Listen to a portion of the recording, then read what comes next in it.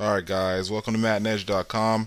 For those of you that don't know, I run the West Coast formation. Actually, I only run one formation out of the West Coast book, and that is the Far Twins formation. And on defense, I use just the 4-6 book. And I'm able to be pretty successful. Last year, I was a level 23. This year, I do not know what I am. I've dedicated most of my time to kind of picking below average teams, finding out how to use my system with those teams, and pretty much then getting online and making a video and commenting and helping people out. So for this video, I chose to use the Detroit Lions. I think they're the lowest ranked team on the game. And when I found out that I was going to play the Titans, I was happy because I was now going to be able to tell you guys how to guard against the outside run and against a mobile quarterback with a above average arm and pretty good receivers. Turns out though that this guy is a serial screener, and what that means is that he's probably been shell shocked. He probably cannot have a successful passing game with the amount of blitzing that everyone is doing. So this guy, and his record was 8-3, but obviously his self-defense mechanism against all the blitzing was to run screens. But like I said, I was probably, or I was expecting him to come out running wide and trying to scramble and then throw off of the scramble, and because of that, it made for a bad matchup to him, because he was probably expecting all this pressure, and what I did was just do the defensive end contain, and I did the linebacker contain out of the 4-6 book, and pretty much stifled his offense. So it was just the perfect video to show you guys how to defend against a guy who runs a lot of screens when they're shell shocked from being blitzed. So here's my favorite play out of the Far Twins formation. It's the halfback toss. And I like to establish that if they don't guard against it, I can get 7 to 12 yards every time. And what that does is that opens up a lot of other things. If someone is able to stop that toss, then what I'll do is I'll throw to the flats a lot, as you'll see today, and then that will loosen up the defense for the toss. I played with the Bills 5 times in a row so I could figure them out, and what I realized is that you see how I just changed that slot receiver, the circle receiver. Well, I changed him from a corner route into a 5-yard out route, because with the Bills, their line is just horrible, and I had to make the West Coast offense even quicker than it usually is. So you guys can do that too. If you find that you just can't get the ball off, throw to the flats, throw to the 5 yards out, and things open up with this offense. Whereas Johnson Jr. awesome. The Detroit actually has a pretty nice offense from what I can tell. Maybe I'm just used to running the West Coast offense, but if you get used to it, you could win with any team or any offense, because that's what actually the West Coast was designed for.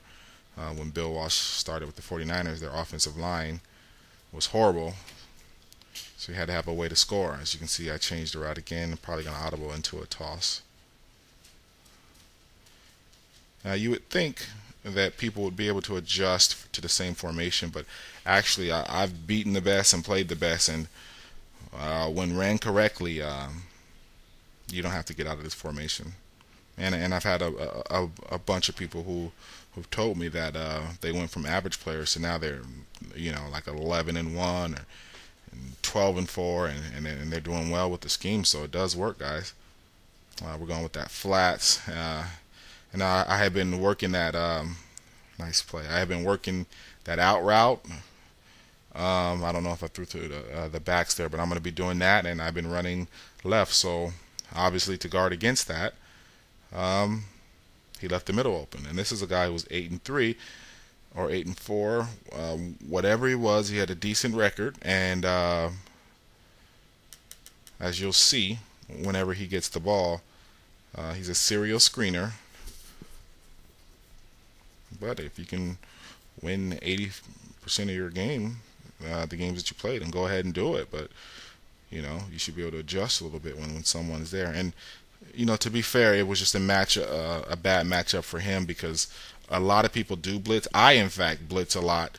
And that's why I really want you guys to watch my Cleveland videos. If you here, he has Chris Johnson at the kickoff return and he scores. Watch my Cleveland videos and my Raiders videos because I will show you the base of my offense and defense play calling. I've advanced from those in terms of what I'm showing you. But the base, it shows you kind of what I'm thinking when I call a play, why I'm calling a particular play. So if you want to know that, if you want to get involved and try to win some games with the Maddenedge scheme, which certainly works, then go to Maddenedge.com and check out the Cleveland video. I explain the plays in great detail there, and also on my Raiders versus Jets video, I explain how and why the plays work, or why I think they work. So here we are. We're going to get back on offense.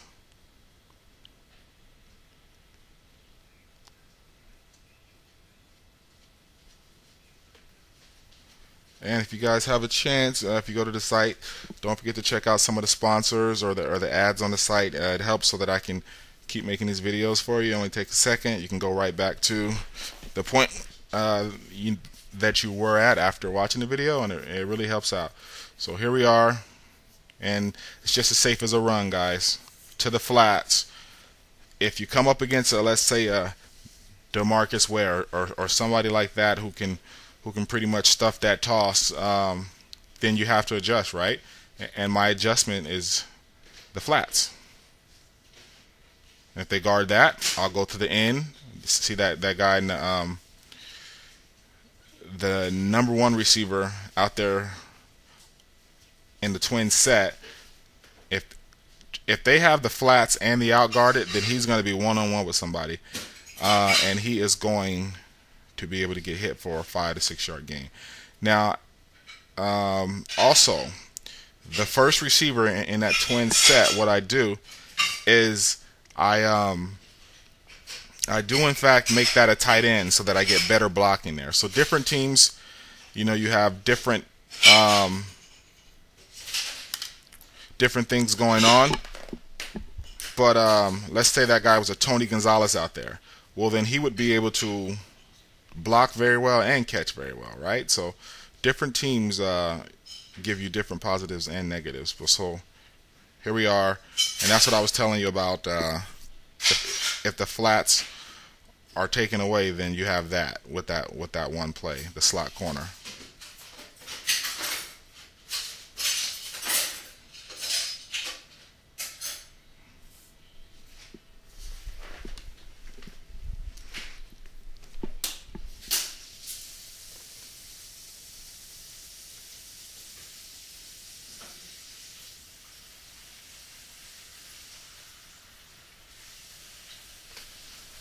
So we got the tight end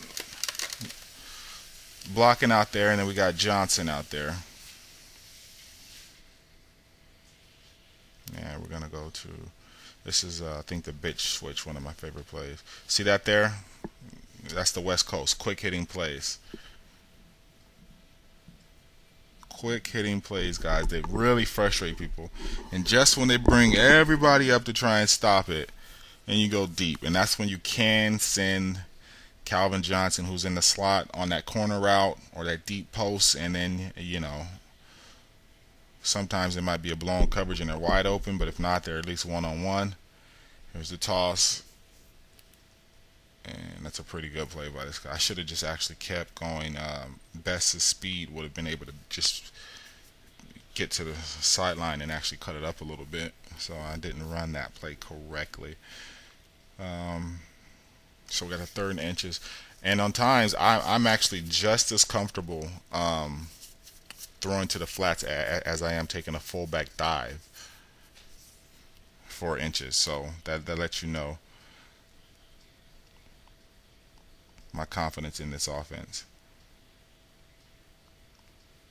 And oftentimes I'll take the Bills have Trent Edwards, and sometimes I'll finish like 17 out of 23 for 215 yards with that guy, and have ran for about 140 yards, and it's just pretty tough to stop if I don't make any mistakes.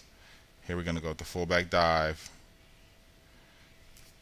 And for also, guys, for more offense, what I did was, or what I have been doing is I've been taking the second string running back, especially if the fullback isn't a stud, and I'll put him at the fullback. And also if the line is weak, because I can throw to the flats on both sides now, and I mean, I've broken so many plays with both backs, so it's a dual back set, kind of what I'm doing. As you can see, yeah, I've played against the best guys, and they some, even if they call it disciplined defense, you're going to be, if you call the right play, you're going to be able to score,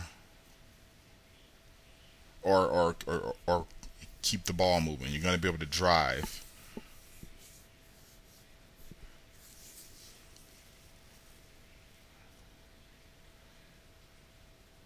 I could have audibled into a fullback dive, anything there.